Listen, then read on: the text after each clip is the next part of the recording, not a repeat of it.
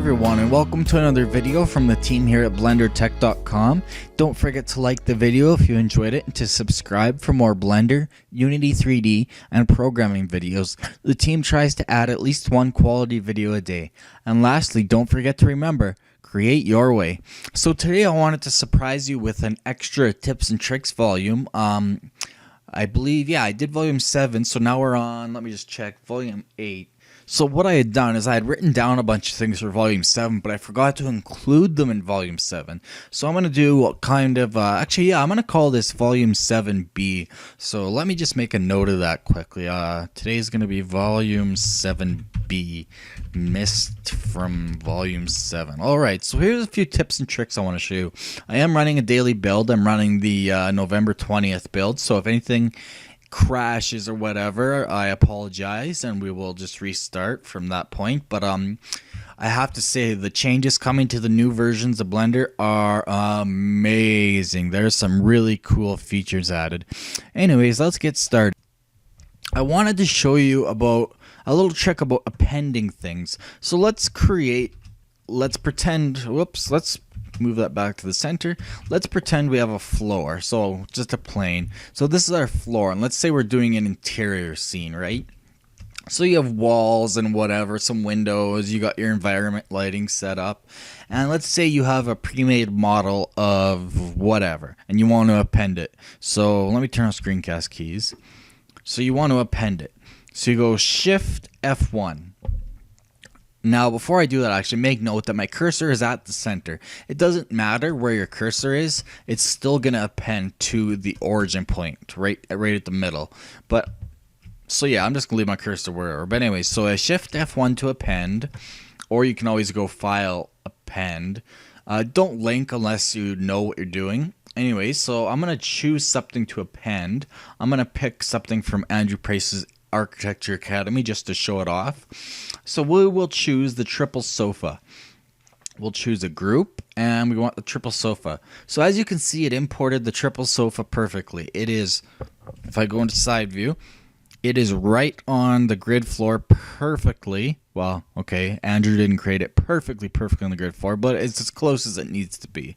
So what I wanted to show you is, if you wanted to go and place this, you can go and place it manually, but the easiest way if you're doing an interior scene like this, or something where it involves when you need it to be on the grid floor basically, normally you just grab and move it to where you want it, but as you can see that doesn't, it brings it along the Z-axis as well. So what you do if you want to place something is hit grab to move it, and then hit Shift and then Z. Now you can see in the bottom it's locking global Z. So now if I move it, it's only moving on the X and Y axis, as you can see. So that means that it's going to stay on the same Z position no matter where I move it. So this is great for making interior scenes. So I place it, and as you can see, it is still in the same Z position as where we left it, or as where we appended it. So yeah, if you were going to do something like that really quickly, you just go Shift F1, and let's say this time we'll bring in the bookshelf. So same deal, it's right on the floor. I'm going to grab it, Shift Z, and place it somewhere. And this works in all other axes as well. It reiterates the fact that you grab and then you lock it to an axis. So I can lock it to the Y-axis. Now it's going to move up and down and across, or back and forth, but it won't move forward and back along the Y-axis. So yeah, just a little tip if you're creating different kinds of scenes, especially interior. And I want to reiterate, since this isn't really a full volume, the underlined letters again. I'm going to keep reiterating this because I think this is so great. I never knew they existed until now, and it makes things so much faster once you get used to them. So I want a mesh cube. All I do is Shift AMC, and it's right there. So all you have to do is memorize the underlined letter. You can see mesh is M, curve is C, surface is S, metaball is B, text is T, armature is A. But let's start with mesh. So Control A. So mesh is M. So So a plane is P, a cube is C, a circle is E, a UV sphere is U, an icosphere is I, a cylinder is Y, a cone is N, a torus is T. So Control A M T is a torus. Control A M I is an icosphere. Control A M E is a circle. Control A M U is a UV sphere. So once you get used to that, it's just, you can create things as quickly as you can remember the keystrokes, right? And as I showed you before, this also works in different areas such as the note editor. Just anywhere you notice that there's underlined letters. So if I was going to add something, actually I can't, I need to add a material first. Let's just add a material.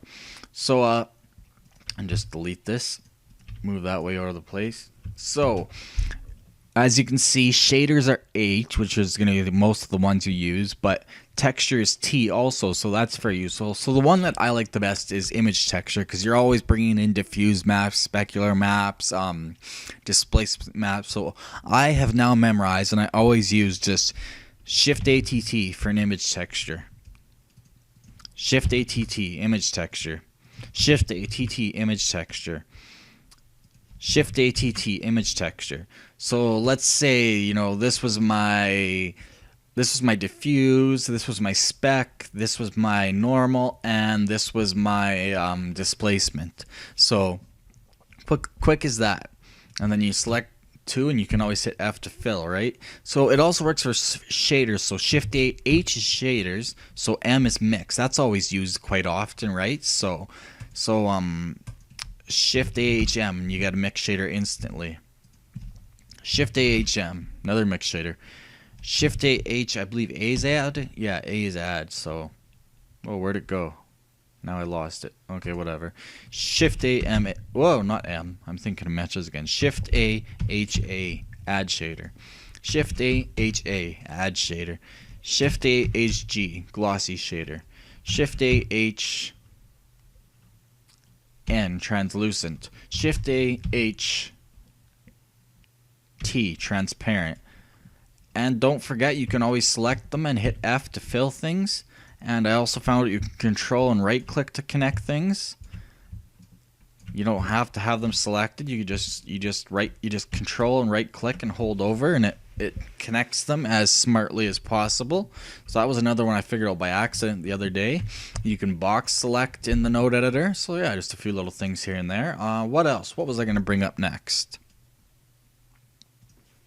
Oh yes, finding Endons. So what would be an object with a lot of Endons? Not that, but I imagine this couch has a lot of Endons. So how you find Endons is this. Actually, you can find triangles, quads, Endons. I'm going to show you a really useful trick. So this is just another one of those options that's hiding in menus that you might not have realized before. So you go into object mode. I don't know if you have to be in face mode or not, but anyways, in face mode, you go select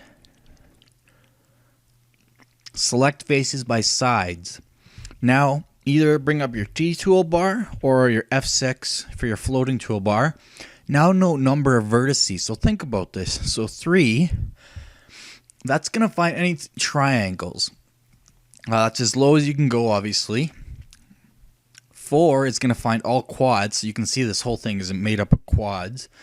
But if I go 5, that's going to bring up anything with 5 sides. But now how do you find Endons? Okay, there's this type, equal to.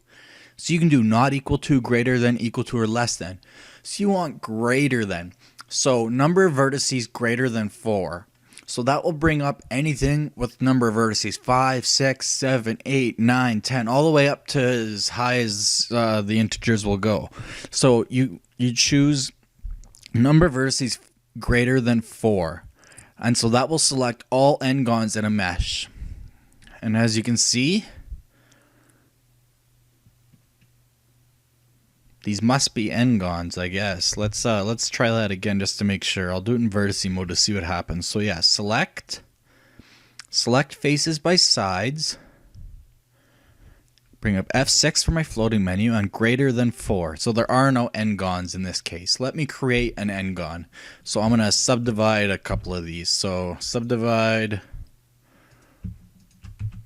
I believe that'll work. It should anyway. Yep. So yeah, we'll just subdivide a few. We'll make one with, like, I don't even know. We'll make one with a huge number of subdivisions. A big Endgon, basically. Alright, so select faces by sides.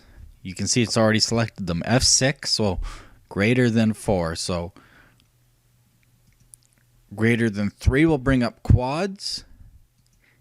Equal to 3 will bring up triangles. Equal to 4 will bring up all your quads. You can see now it hasn't selected my Endgons. And then yeah, just greater than 4. Greater than 4 brings up Endgons. Equal to 4 brings up quads. And I guess you could really go less than 4 to bring triangles. So all you need to really do is leave it at 4 and just play with the types. So less than triangles, greater than Endgons, equal to quads. It's easy as that. That I find can come in useful in quite a few circumstances. So yeah, just a few things that I had listed that I forgot to include in my volume 7. So this will be volume 7B, just a little bit, actually a lot quicker one. So yeah, I think I'm gonna leave that off there. Yeah, so I've been doing a lot of Unity stuff lately, so you won't be seeing as many videos from me in the upcoming little bit, and I've been getting into some games with the release of the new Call of Duty and Far Cry 4 and such, but I'm still going to try uploading as much as possible. I'm going to do a tutorial on this Ivy Gen, the sapling generator, how to make grass with the particle system. I'm going to do how to make hair with the particle system. I'm going to do how to create a cartoon character. So I've got some tutorials in the works that I am going to be working on the next little bit. So anyways, that's all for now. Thanks for watching from the team here at BlenderTech.com. Again, that's BlenderTech.com. If you enjoyed this video and learned something, please like it. And don't forget to subscribe for more Blender, Unity 3D, and programming videos. We now offer hard copies of our videos, so if you'd like a copy to download on your computer to watch later, just let us know and we'll upload it to our server, and then you can watch it later in the media player of your choice. If you disliked this video for some reason, don't just leave. Instead, leave a comment about what you did not like or email us at info@blendertech.com. We also take requests for tutorials, so let us know what you want or want more content of. See you next time, and remember, create your way.